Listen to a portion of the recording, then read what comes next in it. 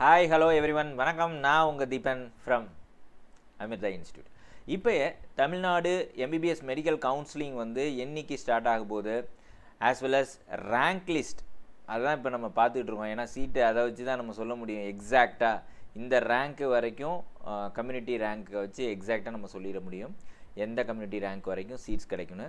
அந்த வீடியோவை ஒரு தனி வீடியோவை எடுத்து நான் நம்ம சேனலில் அப்லோட் பண்ணுறேன், நீங்கள் பார்த்துக்குங்க. இப்போ இந்த ரேங்க் லிஸ்ட்டை வந்து எப்போ ரிலீஸ் பண்ணுவாங்க அப்படின்னு பார்த்தீங்கன்னா 25th ஜூலை அன்றைக்கி ரிலீஸ் பண்ணுறதா சொல்லியிருக்காங்க. அண்டு மிக மிக முக்கியமான ஒரு விஷயம், இன்றைக்கி வந்து இன்எலிஜிபிள் கேண்டிடேட்ஸ் லிஸ்ட், கேன்சலேஷன் பண்ணக்கூடிய கேண்டிடேட்ஸ் அப்படின்னு சொல்லி ஒரு லிஸ்ட்டை வந்து ஒவ்வொரு கோட்டாலையும் ரிலீஸ் பண்ணியிருக்காங்க. ஆக்சுவலாக 7.5% கோட்டா, அப்புறம் வந்து நேட்டிவிட்டி சர்டிஃபிகேட் சரியா இல்லைன்னா NRI கோட்டா, இது மாதிரி ஒவ்வொரு இதுலேயுமே கோட்டா, ஒவ்வொரு பிசி கோட்டானா நீங்கள் கம்யூனிட்டி சர்டிஃபிகேட் பிசி கரெக்டாக கொடுத்துருக்கணும், SC quota, ST quota, SCA quota, இதுமாதிரி ஒவ்வொரு கோட்டாவுக்கும் ஒவ்வொரு டாக்குமெண்ட் வந்து ப்ராப்பராக கொடுத்துருக்கணும்.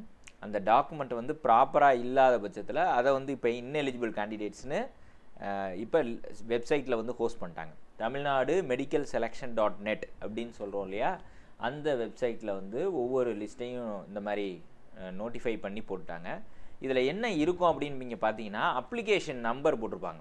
ஆக்சுவலாக தமிழ்நாடு மெடிக்கல் கவுன்சிலிங்க்கு நீங்கள் அப்ளை பண்ணும்போது ஒரு அப்ளிகேஷன் நம்பர், வெறும் நம்பர், அப்ளிகேஷன் நம்பர் வந்து இருக்கும். அந்த அப்ளிகேஷன் நம்பர் தான் இங்கே மென்ஷன் பண்ணியிருப்பாங்க. ஸோ இந்த நம்பர், நம்மளோட நம்பர் அங்கே இருந்துச்சுன்னா நீங்கள் அதில் லாகின் பண்ணி என்ன ரீசன்னால் இதை வந்து இன்எலிஜிபிள்னு சொல்கிறாங்க அப்படிங்கிறத நீங்கள் நோட் பண்ணிவிட்டு அதுக்கான ப்ராப்பரான டாக்குமெண்ட்டை நீங்கள் அப்லோட் பண்ணலாம். இது வந்து வித்தின் 2 டேஸ்ன்னு சொல்லியிருந்தாங்க. எஸ்டர்டேவே இன்ஃபர்மேஷன் பாஸ் பண்ணிட்டாங்க. ஸோ 16th 17th நைட்டுக்குள்ளே நீங்கள் முடிச்சிருங்க, ஓகேவா? நாளைக்கு காலையில் கூட நீங்கள் வந்து டாக்குமெண்ட்ஸ், தேவையான டாக்குமெண்ட்டை அப்லோட் பண்ணிடுங்க இன்எலிஜிபிளாக இருந்தால். இப்போ இதில் ஒரு முக்கியமான ஒரு விஷயம் என்னென்னா, இப்போ ரேங்க் லிஸ்ட்டு வந்து 25th ஜூலை ரிலீஸ் ஆக போகுது இல்லையா? அப்போ 25th ஜூலை ரிலீஸ் ஆனோடனே நம்ம வந்து கிட்டத்தட்ட என்னென்ன இப்போ யாருக்கு வந்து சீட்ஸ் கிடைக்கும் கிடைக்காதுங்கிறத எக்ஸாக்டாக நம்மளால் சொல்ல முடியும். ஏன்னா இத்தனை கம்யூனிட்டி ரேங்க் வரைக்கும் தான் அங்கே சீட்ஸே இருக்கும். ஸோ அந்த ரேங்க்கில் வித்தியாசம் வர்றதுக்கான வாய்ப்பு ரொம்ப ரொம்ப கம்மி. மார்க் வந்து 1-2 முன்ன பின்ன இருக்கலாம். ஸோ அந்த கம்யூனிட்டி ரேங்க்ஸ், என்னென்ன கம்யூனிட்டி ரேங்க்கு டெஃபினட்டாக நம்ம தமிழ்நாடு மெடிக்கல் கவுன்சிலிங்கில் சீட் கிடைக்கும் அப்படின்னு சொல்லிட்டு ஒரு வீடியோ வந்து நான் ஸ்பெஷலாக போட்டுடுறேன், நீங்கள் அதை பார்த்து வச்சிங்க.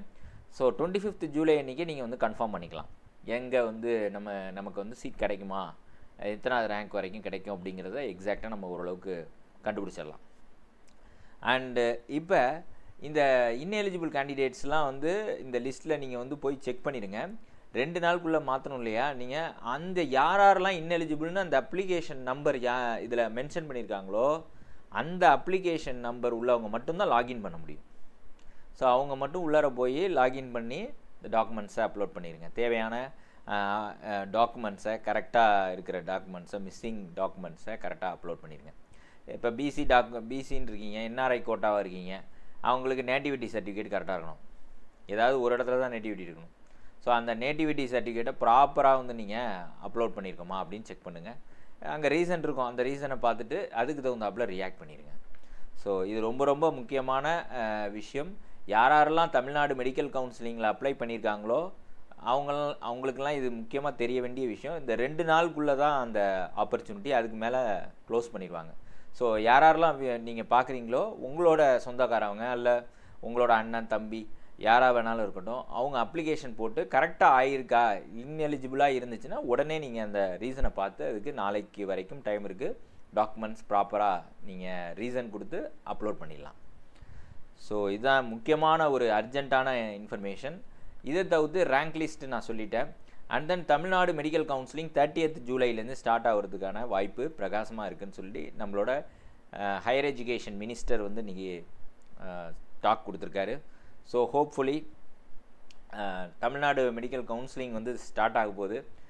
சீட்ஸ் வந்து யாராருக்கு இதுங்கிறது எக்ஸாக்டாக தெரிஞ்சிடும். இப்போ இதில் பார்த்தீங்கன்னா ஒரு ஃபேக் டாக்குமெண்ட்ஸ் யாரோ கொடுத்துருக்காங்க. 20 ஸ்டூடெண்ட்ஸ் வந்து ஃபேக் டாக்குமெண்ட்ஸ் கொடுத்துருக்காங்க NRI சம்மந்தமாக நேட்டிவிட்டி சர்டிஃபிகேட்டில். இப்போ அதை வந்து கண்டுபிடிச்சி அவங்கள 3 வருஷத்துக்கு தடை பண்ணியிருக்காங்க.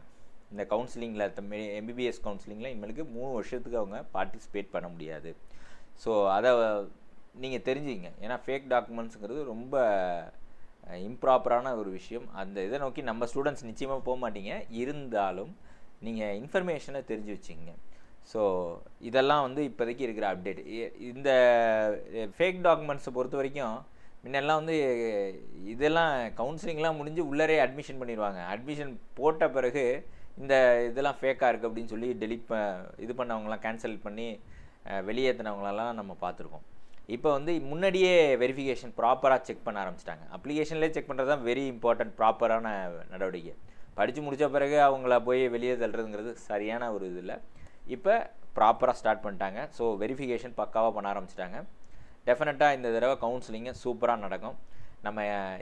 நம்ம ஸ்டூடெண்ட்ஸ் எல்லாருக்கும் நல்லபடியாக சீட்ஸ் வந்து கிடைக்கணும். ஆண்டவனை பிரார்த்திப்போம். வித் தட் இந்த வீடியோவில் நான் சைன் ஆஃப் பண்ணுறேன். நீங்கள் வந்து இந்த ஒவ்வொரு கேட்டகரியும் கொஞ்சம் நோட்டிஃபிகேஷனை போய் பார்த்து நம்மளோட நம்பர் இருக்கா, இல்லைன்னா ஒன்றும் பிரச்சனையே கிடையாது, இருந்துச்சுன்னா அந்த டாக்குமெண்ட்டை ப்ராப்பராக அப்லோட் பண்ணிடுங்க. வித் தட் சைன் ஆஃப் பண்ணுறேன். இன்னொரு வீடியோவில் கம்யூனிட்டி ரேங்க்ஸ், என்னென்ன community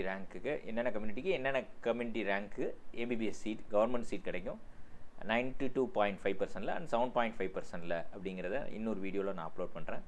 See you guys. See you in next video. Thank you.